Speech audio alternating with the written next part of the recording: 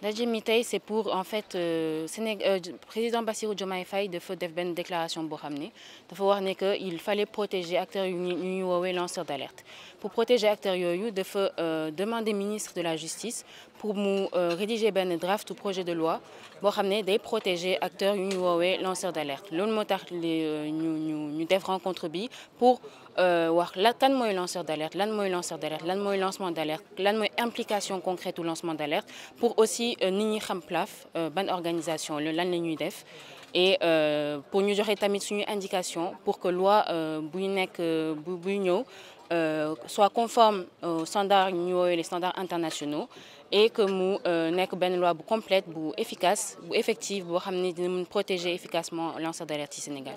Lanceur d'alerte nit la boo xam ne day liggéey ci benn organisation dafa war a am benn relation contractuelle ak organisation bu muy liggéeyee, dafa war a fekkee loo xam ne ay activités yu ñu woowee c'est des activités illégales wala illicites, ba pare décider ko révéler pour activités yooyu jeex, pour mettre un terme à ces activités là.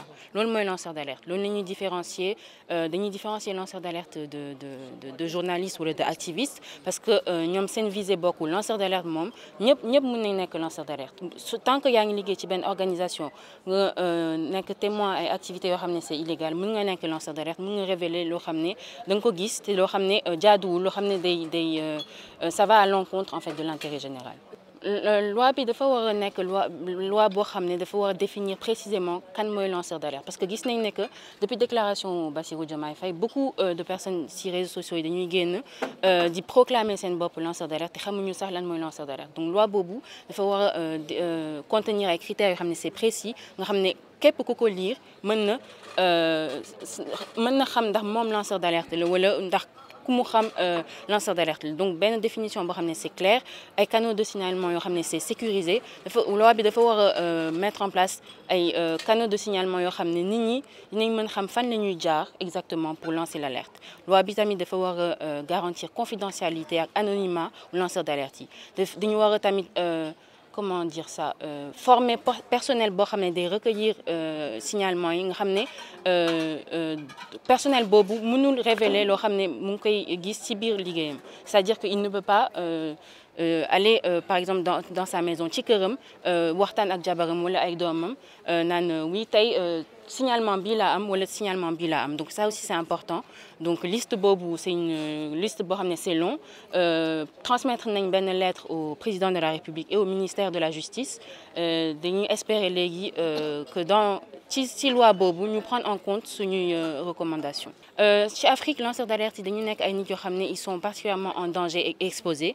Ci 54 pays yoo xam ne continent bi am na ko, 11 rek ñoo ci am ay lois pour protéger lanceurs d'alerte yooyu te ci lu bari ci pays yooyu ay pays anglophones lañu.